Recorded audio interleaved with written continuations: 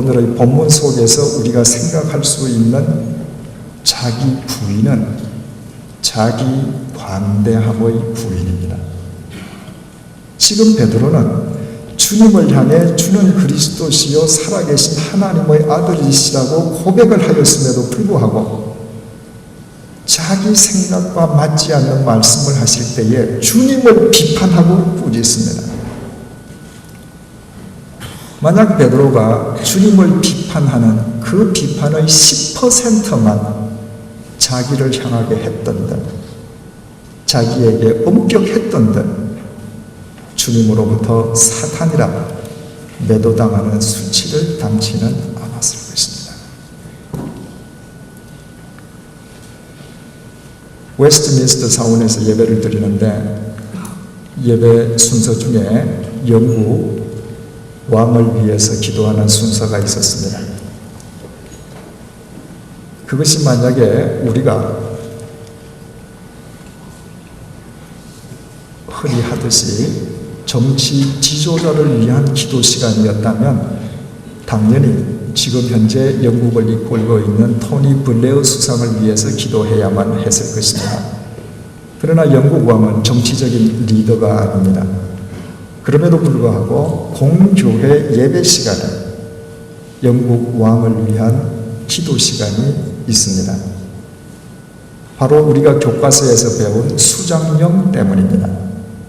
1534년에 헨리 8세는 자신의 이혼과 재혼을 반대하는 로마 캐톨릭과 결별하고 영국 국교회를 탄생시킵니다. 그리고 그 스스로 수장령, 영국 교회의 머리가 되었습니다. 헨리 8세가 죽고 난 뒤에 왕위를 계승한 그의 딸 메리 1세는 캐톨릭 신도였습니다. 그는 국교의 신자들을 무자비하게 죽였습니다. 그래서 블라디 메리라는 별명이 있습니다. 블라디 메리가 죽고 난 뒤에 이복 여동생이었던 엘리자베스 1세가 왕위를 계승합니다. 그는 개신교도였습니다. 그는 언니에 의해서 폐지되었던 수장령을 다시 회복시켰습니다.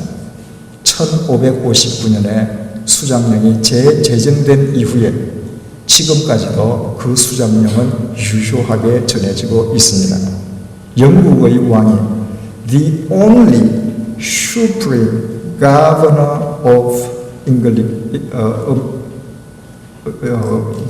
Anglican Church. 영국의 왕이 영국 교회의 유일한 최고의 통치자라는 것입니다. 여러분, 영국 왕실이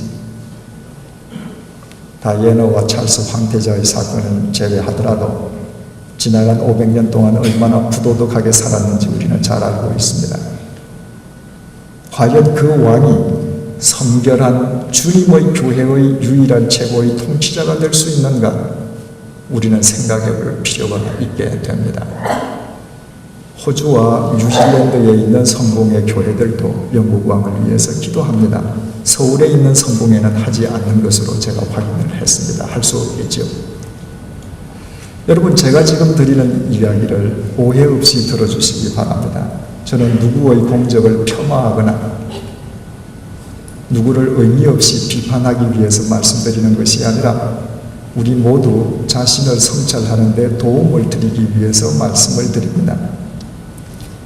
한국 정치가 유신 시절 암흑기를 맞이했을 때에 많은 단체들이 민주화를 위해서 투쟁을 했습니다. 그때 한국 성공회 역시 많은 활약을 했습니다.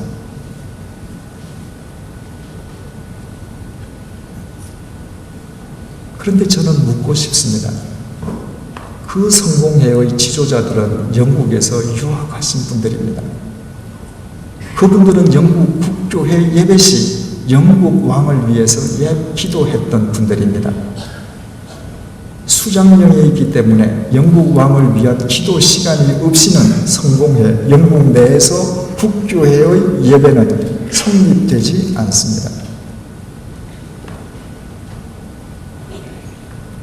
그분들이 정치적인 잘못에 대해서는 그처럼 날카롭게 비판하면서 과연 영국 왕이 자신들의 수장이 될 수 있는지, 교회의 수장이 될 수 있는지 한국 성공의 지도자들이 비판했다는 이야기를 저는 들어본 적이 없습니다.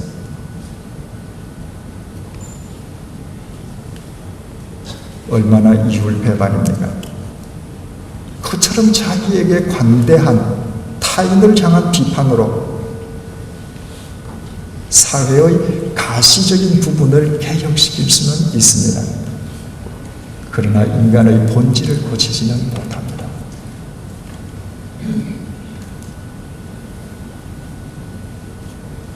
CNN의 간판 언론인 레리 킹이 자신의 언론생활 30주년을 기념하는 인터뷰를 당한 적이 있었습니다. 늘 인터뷰하는 사람이 인터뷰를 당한 것입니다. 그때 기자가 레리 킹에게 이렇게 물었습니다. 당신이 언론인 생활을 하는 동안에 정말 꼭 인터뷰를 해보고 싶은 사람이 있다면 누구인가? 그랬더니 레리 킹이 로만 캐톨릭 교황이라고 했습니다. 왜 그런가 물었더니 대답하기를 온 세계의 민주와 인권에 대해서는 간섭을 하면서 자기 스스로는 왕관을 쓰고 전 근대에 살고 있는 그 사람을 꼭 인터뷰해보고 싶다. 믿지 않는 레리 킹에게 비친 교황의 모습입니다. 한국 정치가 암울할 때 한국 캐톨릭 역시 김수환 추기경을 비롯해서 많은 투쟁을 했습니다. 그런데 그분들 중에 누구도 과연 인간이 왕관을 쓰고서 하나님의 자리에 대신해서 앉아 있을 수 있는지 비판하셨다는 이야기를 저는 들어본 적이 없습니다. 독일의 한스 퀸 신부가 교황의 무류성에 대해서 비판하고 가차없이 파문을 당할 때에도 한국의 그 어떤 신부님도 한스 퀸 교수를 변호해 주었다는 이야기를 저는 들어본 적이 없습니다. 얼마나 무서운 자기 관대함입니까? 여러분, 그러나 그 모든 것이 우리의 모습 아닙니까? 개신교가 지향하는 가장 큰 것이 만인 제사장임에도 불구하고 오늘날 목사인 우리는 각 개교회에서 교황으로 군림하고 있지 않습니까? 교인 누구의 비판도 받아들이지 않고 있습니다. 제가 스위스에 있는 3년 동안에 신학교를 갓 졸업한 많은 젊은 목회자들로부터도 편지를 받았습니다. 그 편지의 내용은 주로 이런 내용입니다. 신학교를 졸업하고 전임 전도사로 혹은 부목사로 사역을 하고 있는데 자신이 몸담고 있는 교회가 신학교에서 배운 대로 행치 않는다는 것입니다. 자신이 모시고 있는 담임 목사님께서 말씀대로 하지 않는다는 것입니다. 어떻게 해야 됩니까? 편지를 보내왔습니다. 저는 그런 분들께 꼭 이렇게 답장을 써드리곤 했습니다. 창세기부터 요한계시록까지 성경을 찾아보십시오. 언제, 어느 시대, 어디에서 모든 교회와 신자가 바로 서 있었던 적이 있었습니까? 성경은 한 번도 없음을 우리에게 일깨워줍니다. 성경은 오히려 거꾸로입니다. 항상 절대 다수는 하나님의 이름을 부르지만 하나님께 등져 있었고 소수만 깨어 있었음을 성경은 우리에게 일깨워 줍니다. 그리고 깨어 있는 소수를 통해서 하나님께서 당신의 역사를 이루셨다는 것, 이것이 성경이 우리에게 주는 메시지입니다. 그러므로 젊은 목회자인 당신이 다른 사람을 비판하려 하기에 앞서서 당신 스스로가 먼저 깨어있는 소수일 수 있도록 자기 자신에게 엄격하십시오. 그러면 하나님께서는 당신이 일평생토록 볼품없이 산다 할지라도 당신을 통해서 이 시대를 가꾸실 것입니다. 여러분 절대로 잊지 마십시다. 성경은 언제나 절대 다수가 부패해 있었음을 우리에게 일깨워 주신다는 그 절대적인 메시지를 말입니다.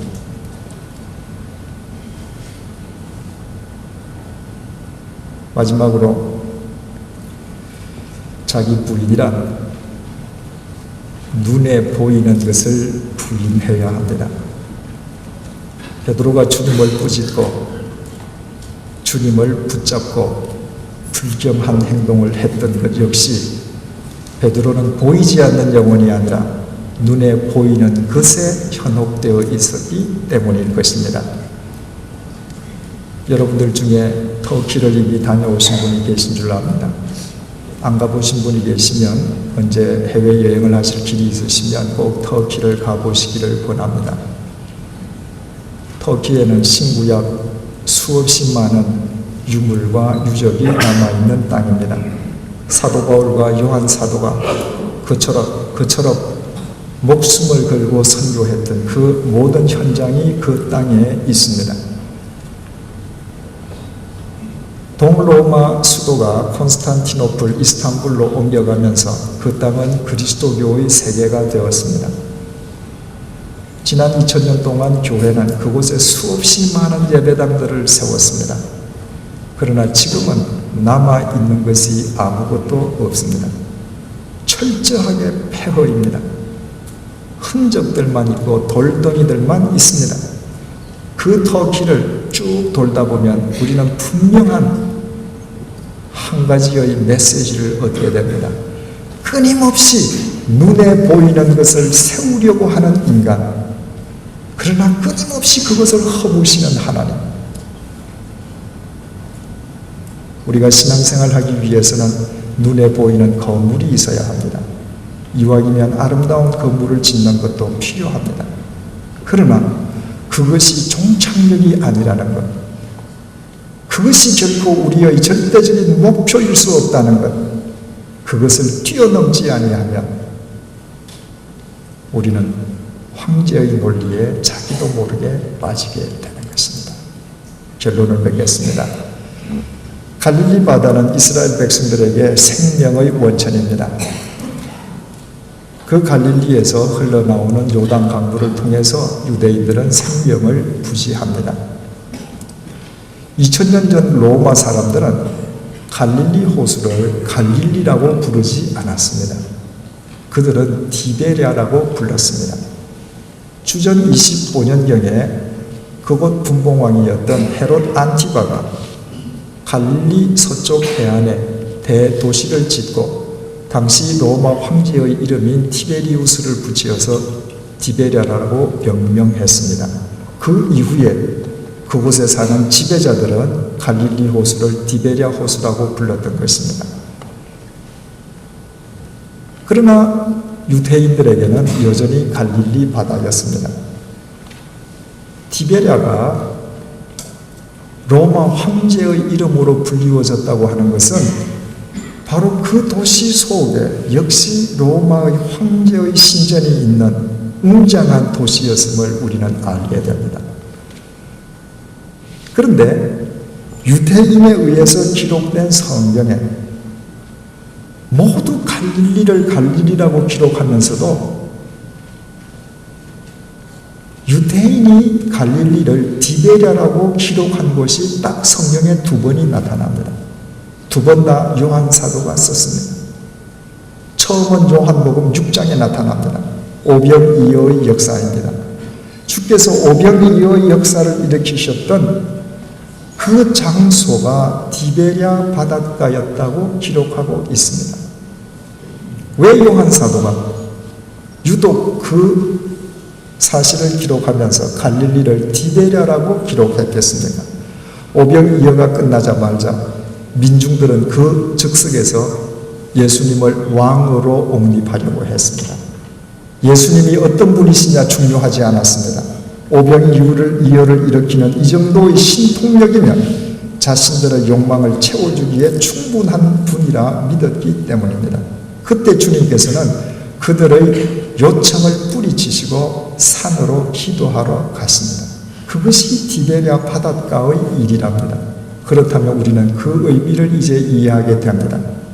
황제의 논리에 빠져있는 민중들, 그들에 반해서 영원한 논리를 추구하고 영원을 주시기 원하시는 예수 그리스도를 대비해 보여주기 위해 요한 사도는 디베랴라고 기록을 했습니다. 두 번째는 요한복음 21장에 나타납니다. 요한복음 21장은 사복음서의 마지막 장입니다. 부활하신 주님께서 제자들을 다시 찾아가시어서 제자들을 대표한 베드로에게 3번을 되풀이해서 물으셨습니다. 네가 나를 사랑하느냐? 네가 나를 사랑하느냐? 네가 나를 사랑하느냐? 그 물음에 베드로가 3번 사랑한다는 고백을 드립니다. 우리는 그 본문의 많은 의미들을 알고 있습니다. 아가페로 물으시는 주님, 그러나 그 뜻을 알지 못해서 필레오로 대답하고 결국 필레오의 수준으로 내려가 주시는 주님을 우리는 만나게 됩니다. 또한 주님을 3번 부인했기에 주님을 향해서 3번 고백할 수 있는 기회를 주시는 주님을 만나게 됩니다. 그런데 요한복음 21장은 그 일이 디베랴 바닷가에서 일어났다고 우리에게 전해주고 있습니다. 그렇다면 오늘의 관점에서 우리는 더 깊은 의미를 깨닫게 됩니다. 주님께서는 제자들에게 물으셨습니다. 얘들아, 황제의 논리가 판을 치는 이 디베랴 세상 속에서 너희들은 나를 사랑할 수 있겠느냐? 황제의 논리가 아니라 영원의 논리를 반복할 수 있겠느냐? 베드로가 3번을 반복했습니다. 주여, 내가 주를 사랑하나이다. 주여, 이 디베랴 세상에서 황제의 논리가 아니라 영원의 논리를 따르겠나이다. 그는 3번을 되풀이했습니다. 가이사라 빌립보에서는 주는 그리스도시요 살아계신 하나님의 아들이라고 입으로 고백했을 뿐이었지만 이 이후 베드로는 자신의 삶으로 주는 그리스도 되심을 반복했고 그 반복적인 삶의 기록이 사도행전으로 우리에게 전해져 오고 있습니다.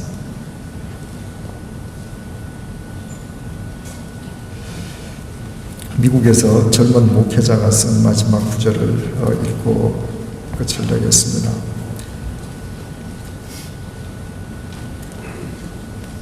내용 중에 저와 관련된 내용이 있는 것을 그대로 읽는 것을 양해해 주시기 바랍니다. 이것 한 가지는 확실한 것 같습니다. 위대한 비전과 대단한 목회 철학을 말하는 것보다 작은 것부터 실천하는 신뢰할 수 있는 인격적 목회자를 후배들은 갈망하고 있다는 것. 그런 의미에서 목사님의 지나온 삶은 저에게 큰 도전과 희망이 되고 있습니다. 끝까지 저희들에게 실망을 주지 마세요. Please. 저는 이 마지막 글을 그 젊은 목회자의 글로 보지 않았습니다. 저를 향한 주님의 음성으로 들었습니다. 제처럼 끝까지 나를 실망시키지 마라. 여러분, 변화와 변질은 틀립니다. 우리는 끊임없이 영원한 논리 속에서 변화되어 가야 합니다. 어떤 경우에도 변질되어서는 안 됩니다.